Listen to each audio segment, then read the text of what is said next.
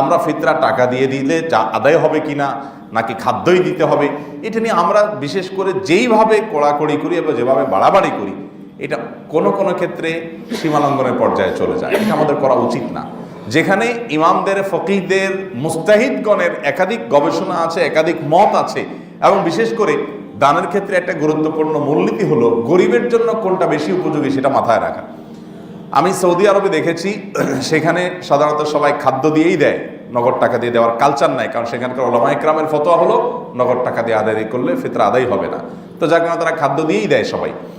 এই খাদ্য দিয়ে দেওয়ার ফলে যেটা হয়, চাউলের বস্তা থাকে 3 কেজির, বিভিন্ন প্যাকেজ থাকে, একটা ফ্যামিলির কয়জন মেম্বার সেই অনুযায়ী প্যাকেজ করা থাকে।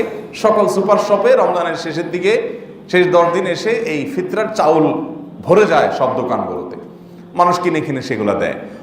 তো সেখানে এমনি গরিবের সংখ্যা কম, আবার দেখা যায় সবাই মিলে এক আইটেম দেয় চাল। তো এরকম অনেক গরিব আছে যে পিক আপ নিয়ে এসে মসজিদের সামনে বসে, পিক আপ নিয়ে এসে মসজিদের সামনে বসে, পিক আপের ডালা খুলে দেয়, দিয়া মহিলা বসে গেছে, সবাই ওই দোকান থেকে চাল কিনে কিনে তার পিক আপে ফেলতেছে।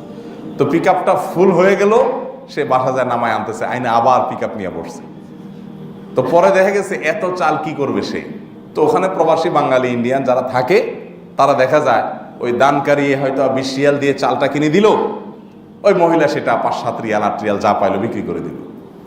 তাহলে এটা দেখি গরিবের লাভ হলো না ক্ষতি হলো? গরিবের তো লাভ হলো না। তো এইরকম পরিস্থিতি কিন্তু, এটা কিন্তু বাস্তবতা। যখন সবাই মিলে একটা আইটেম দিবে তখন কি হবে? গরিবের প্রয়োজন পূরণ হবে না, গরিব আর অর্ধেক দামে পাবে।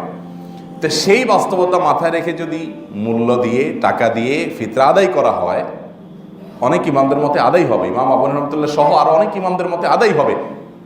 এবং তাবেঈদের মধ্যে সম্ভবত হাসান বসরি রাহমাহুল্লাহ, গতকাল রাতে আমি দেখেছি, উনি সহ আর অনেক বড় বড় তাবেঈদের মত যে গরিবের জন্য যেটা বেশি উপযোগী সেটা দিলে আদায় হবে। এখানে উদ্দেশ্য হলো গরিবকে উপকৃত করা, যদিও মূল উদ্দেশ্য খাদ্যদান কর্মসূচি।